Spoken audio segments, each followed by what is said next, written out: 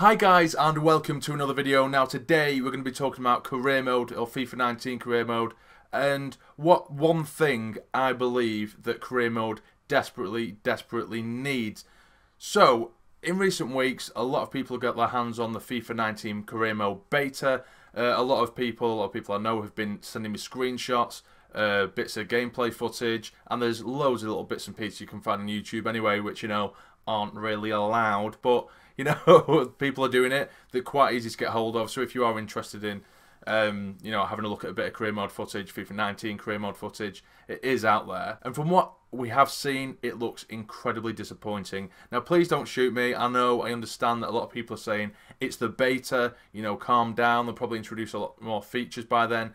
But at the same time, what would be the point in uploading a beta if there's nothing going to be changed? What would be the point? You may as well just go back in the FIFA 18 demo, because everything that's in the beta, particularly for career mode, literally nothing has changed. It's the exact same menus, the exact same features, but just a slight change in the skin. It's just a bit more of a sort of bluish tint. Now this is something that actually worried me for a while now, because when any of the EA producers of the game were asked any questions regarding career mode, the only thing they had was, well, the Champions League is going to be a big difference, when really it's not. I really like the fact that the Champions League is going to be in there, because the Champions Cup, it's awful, and the Champions League, they've got the whole new package with the Europa League as well. They've got new commentators, which is great because it creates sort of a separation between the league games and the cup games, and it makes it feel more authentic and realistic. I really like that. But if you're doing a sort of a Road to Glory from League 2 or League 1 or something like that,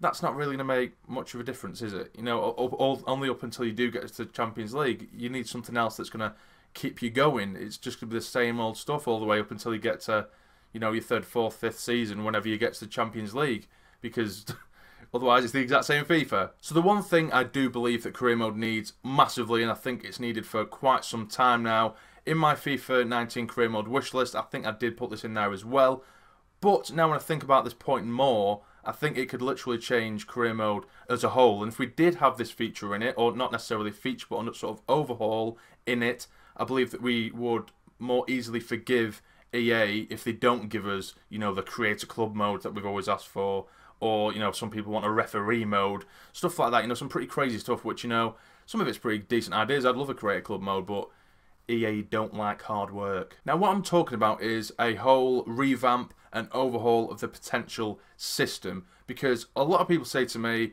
before I'm going to start a series, they always say, please don't buy the same players that everyone else buys. And if you change the potential system and the way it works and the way players improve in terms of stats, then no one would necessarily get the best players all the time. Because for a prime example, Yuri Tielemans, he's a player that for the last 3 or 4 years now, FIFA players have been purchasing. It'd start off normally around 74, 75, 76, particularly in previous years. And even if you don't play him or he doesn't play particularly well, regardless, he's going to end up in 3, 4, 5 years' time, he's going to be rated 90, 91, 92, 93, which is ridiculous. Because in real life, that isn't the way it works. Someone who's 17 years of age, if you don't play him for 6, 7 years, you don't class him as a world-class player, do you? Just because at one point he seemed like he had a lot of potential. You have to fulfill that potential. And I don't think the potential system should only work for young players. We've seen in recent years the likes of Jamie Vardy. A few years ago, his card rating was what, like 71, 72? And now look at it. I know obviously he's gone not really downhill in the last year or two, but he won the league with Leicester. He's improved. He was scoring goals for fun. And his jump in his Ultimate Team card and his rating in FIFA in general, that was huge. The huge improvement was colossal, and rightly so. So what I'm saying is, even say, for example, you're a League 2 club, you sign a player a striker, because you don't have much funds, he's 32 years of age, and he's rated 64. If, for somehow, you manage to get him to score 30, 35 goals in a season, he should have a massive improvement. He shouldn't go downhill purely because of his age. He should be jumping from the 63, 64, whatever he's rated, he should be jumping to a 70. Because in Ultimate Team, if that was the case, if this player did score 30 plus goals, he'd probably get himself a hero card. He'd probably get himself several informs throughout the year and eventually be finishing in, 72, 73 rated. That should be the case.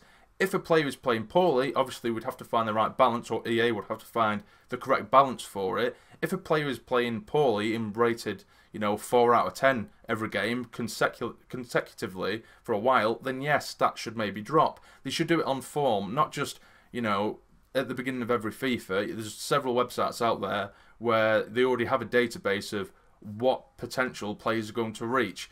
And in doing this, in doing the whole sort of overhaul of the potential system and basing it mainly on form, everyone's career mode is going to be different. It's going to be unique, which is what everybody wants, because there's so many career modes out there that are almost identical because everyone is buying the same players because they know exactly what potential they're going to go to, and it gets boring very, very quickly. And I think it gives career mode so much replayability if you put this in there, because it's always going to be different, that you're always going to find a new hero who, he might be 27 years of age, he might be, rated nowhere near as good as other players in your team, but you could make him into a hero. If he ends up coming on, and scoring 20 plus goals in a year, and he can massively improve, I think that would work absolutely fantastically. Everyone's going to have their own heroes of each of their sort of career mode series, particularly for YouTubers, and everyone's is going to be different. Everyone's going to find their own heroes, everyone's going to find their own favourite players, the newfound players that they will eventually find. So I think that is something that they should do. I think it's pretty massive that career mode should have replayability, and I think that overhauling the potential system would do just that. Because as a YouTuber that does prefer career mode to Ultimate Team or Pro Clubs or anything like that, you need to be able to enjoy playing it again. Last year I did, a rebuilding Sunderland career mode. I absolutely loved that.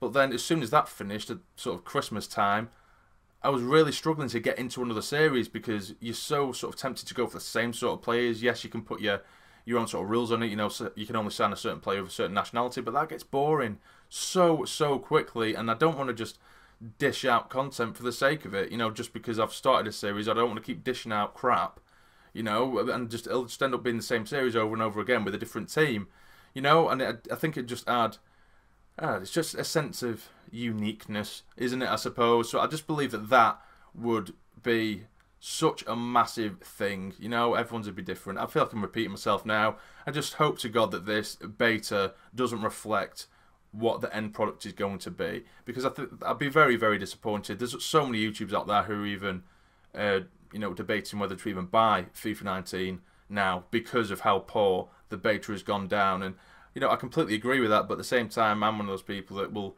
probably end up buying it regardless. There are certain features of the new FIFA 19 that I am really looking forward to, like the new kickoffs.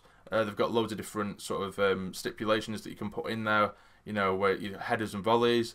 You've got the survivor or survival game where, as soon as you score a goal, you need to drop one of your players, get rid of one of your players, and that's fun because I did used to love Kickoff. No one really plays Kickoff anymore. It's all online, and I think it brings the local multiplayer back to the console as well, which I used to love when I was younger anyway. So that's good. It's just career mode, which I've loved so much for so long. And a long time ago, career mode was the only thing on FIFA. That was the only thing. And that's why I've always loved it. I've dabbled in Ultimate Team here and there, but, that's just the way that EA makes money. Through Ultimate Team, we fill up their bank accounts every year on Ultimate Team, and then they splash it on the Journey, which is shite. I mean, don't get me wrong, the first Journey was interesting, it's a good idea, and I played through the entire first season of the Journey.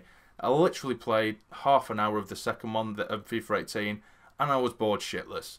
To be honest with you, I really was. The cringy acting, the constant, it's just the same thing over and over again.